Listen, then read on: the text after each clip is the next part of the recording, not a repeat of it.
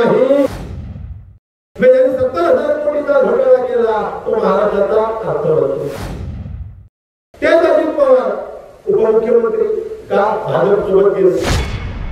पण काय मला आश्चर्य वाटते या देशाच्या पंतप्रधानांचं. देशाचे पंतप्रधान हे सामान्य गोष्ट नाहीये.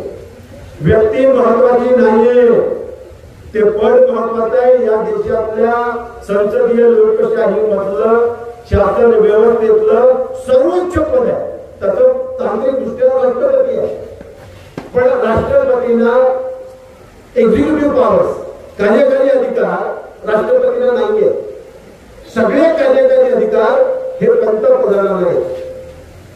आणि त्यामुळे जी संसदीय लोकशाही आपण स्वीकारलेली आहे त्या संसदीय लोकशाहीतलं कार्यकारी पदाचं सगळ्यात श्रेष्ठ मोठं पद म्हणजे पंतप्रधान.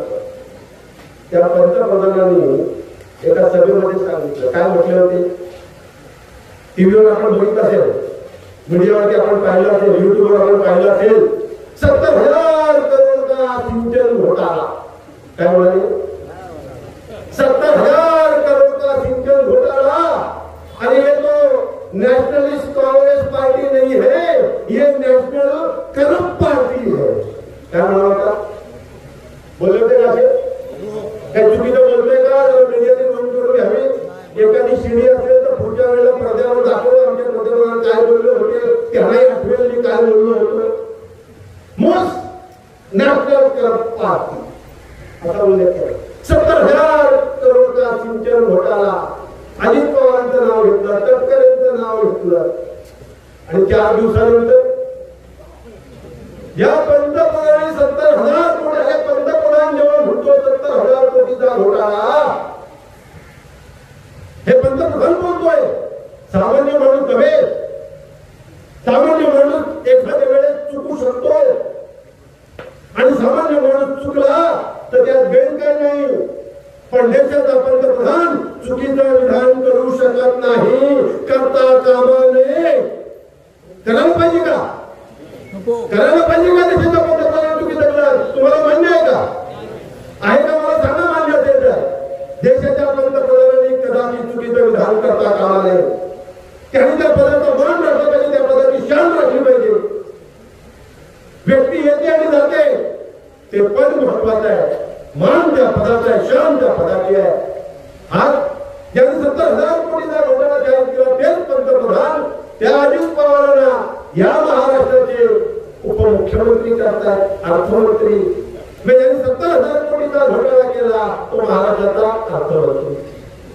म्हणजे आपल्याला मान्य आहे का? म्हणजे पंतप्रधान सांगत आहे आणि 4 दिवसांनी तोच त्याच अजित पवार उपमुख्यमंत्री का भाजप सोबत गेले. हा खाली एवढं विडंबन येतं ना, एवढं विडंबन मला मला आवडत नाही. आपल्याला जास्त अभिमान वाटतो आपल्या जिल्ह्याचा. कारण आपलं नाव रायगड आहे. कशा करता तर हिंदवी स्वराज्याची राजधानी असलेला रायगड हा या महाडमध्ये आहे. बरोबर ना?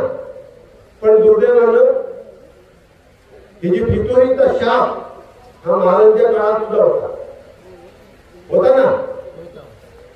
महाराजांच्या काळात सुद्धा फितुरी होते ना. त्यावेळेला सुद्धा खंडोजी खोटे जन्माला आला ना, आला की नाही?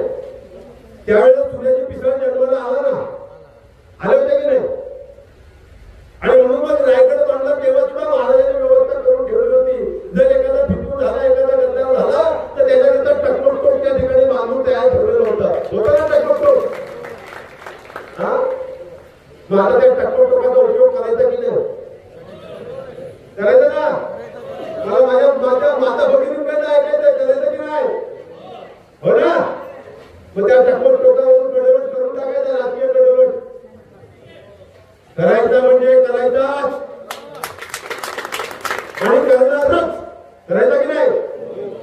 हात उंचावून सांगा, सगळ्यांनी मुठी आणून सांगा की जेवढे गद्दार आहेत ज्यांनी पितुरी केलेली आहे या सगळ्या गद्दारांचा या येणाऱ्या लोकसभेच्या निवडणुकीमध्ये रायगड किल्ल्यावरून राजकीय कडेलोटच्या टकमटोकावर आम्ही करणार आहोत. सगळ्यांनी हात उंचावला. मीडियाला सांगतो हा फोटो पाठवून देतात त्यांच्याकडे. जाऊ दे त्या गद्दारांकडे, जरा सोडून देते.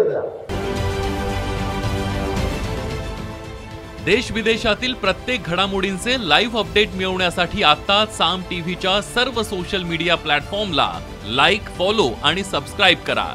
तसंच सर्व नोटिफिकेशनसाठी बेल आयकॉन प्रेस करायला विसरू नका.